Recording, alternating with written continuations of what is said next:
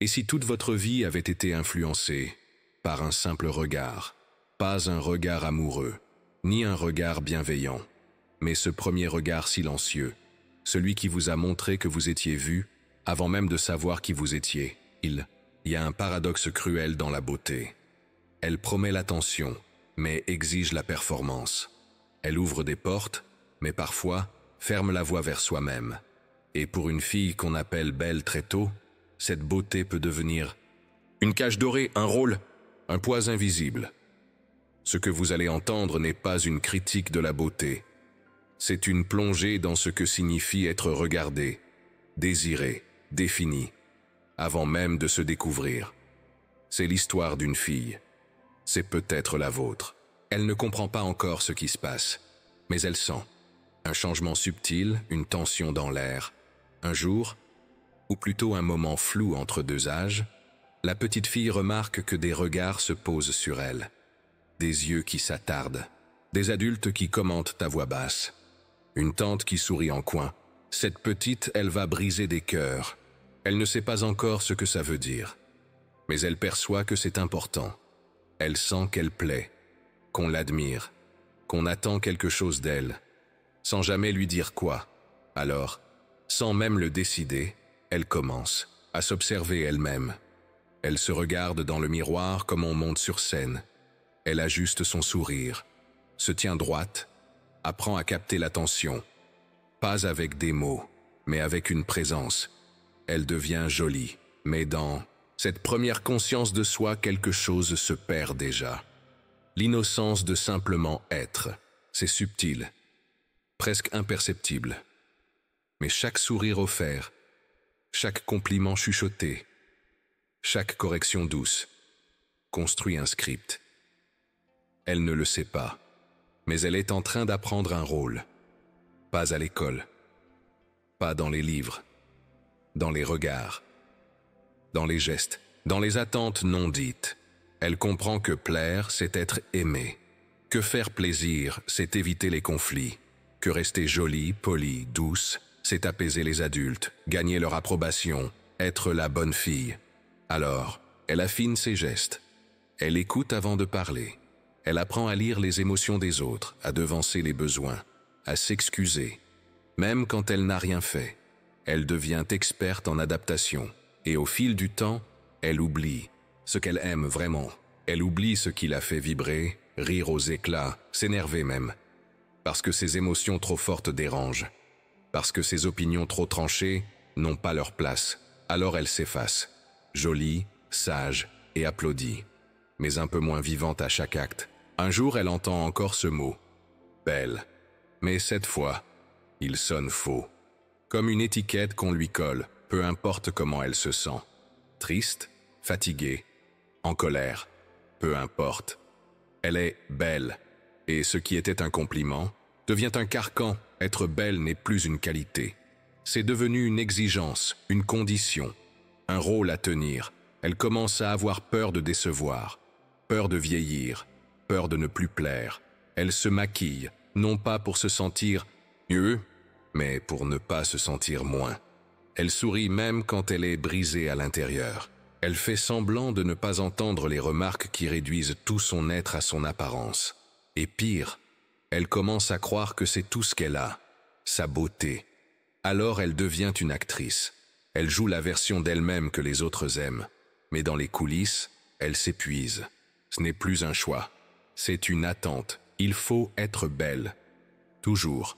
Surtout quand on ne va pas bien. Surtout quand on n'a plus envie. Parce que le monde ne laisse pas de pause aux femmes belles. Elles doivent le rester. À tout âge. À tout prix. Alors elle investit.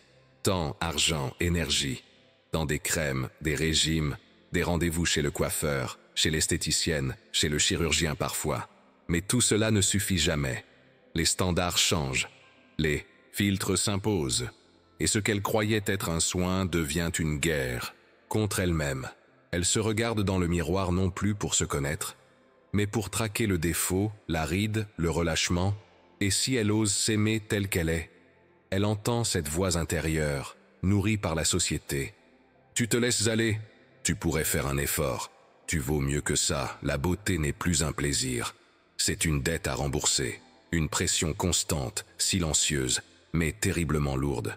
Et derrière le mascara et les sourires forcés, une vérité douloureuse commence à émerger.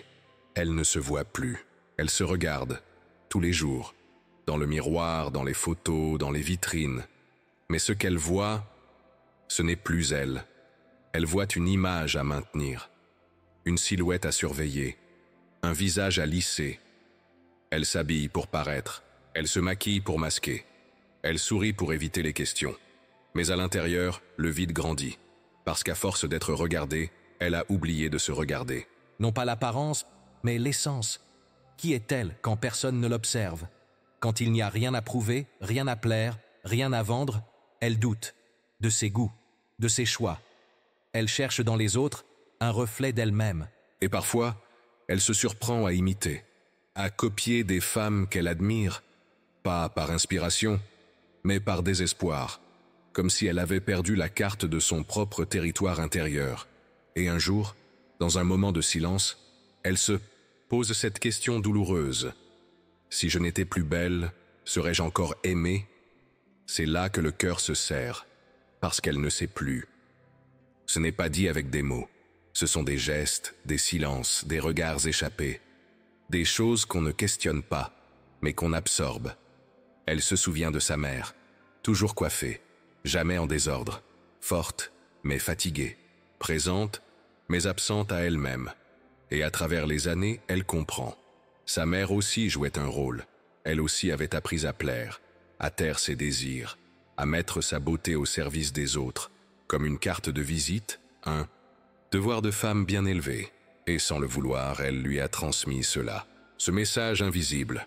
Fais attention à ton image. Tiens-toi droite. Sois gentille. N'exagère pas. Sois jolie, mais ne dérange pas.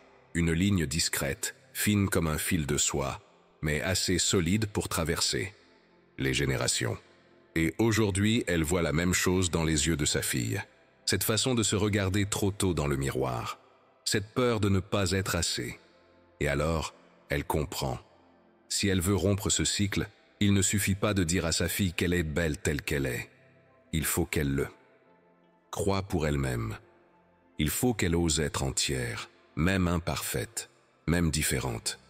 Parce que c'est à travers son propre regard qu'une fille apprend à se regarder.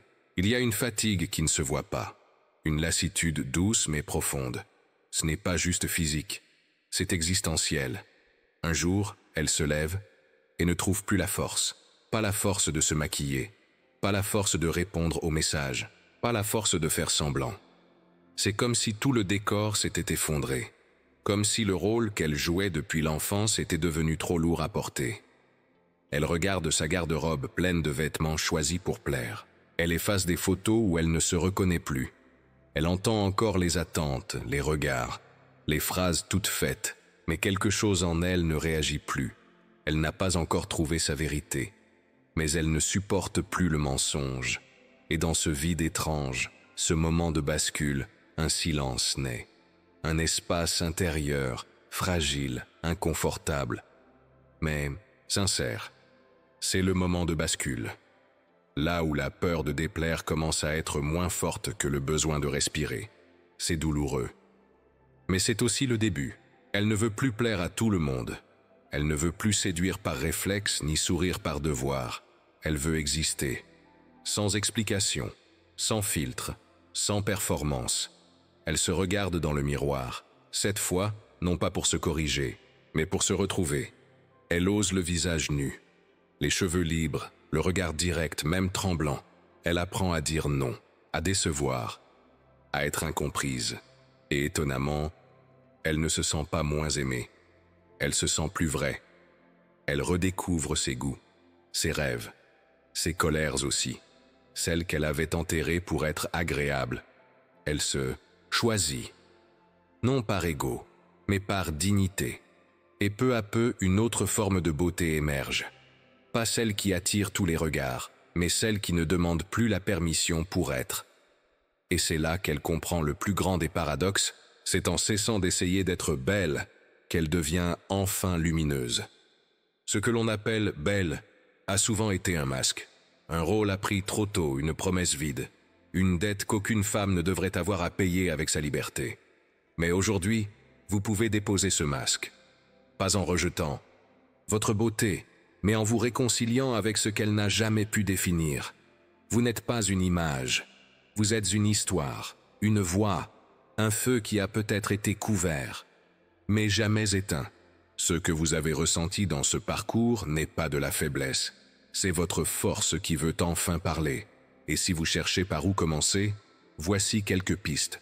Prenez le miroir comme un allié, pas un juge. Regardez-vous, sans attente, avec douceur, avec curiosité. Chaque trait raconte votre passage, vos choix, vos luttes. Exprimez ce que vous avez longtemps tu. Même seul, même sur papier, ce que vous retenez vous abîme plus que ce que vous libérez. Remettez en question les compliments qui vous enferment. S'ils ne célèbrent que votre surface, ils ne voient pas votre grandeur. Parlez avec les femmes de votre lignée. Il y a dans leur silence des réponses, des douleurs à guérir ensemble. Et surtout, osez l'authenticité. C'est elle qui vous rend inoubliable.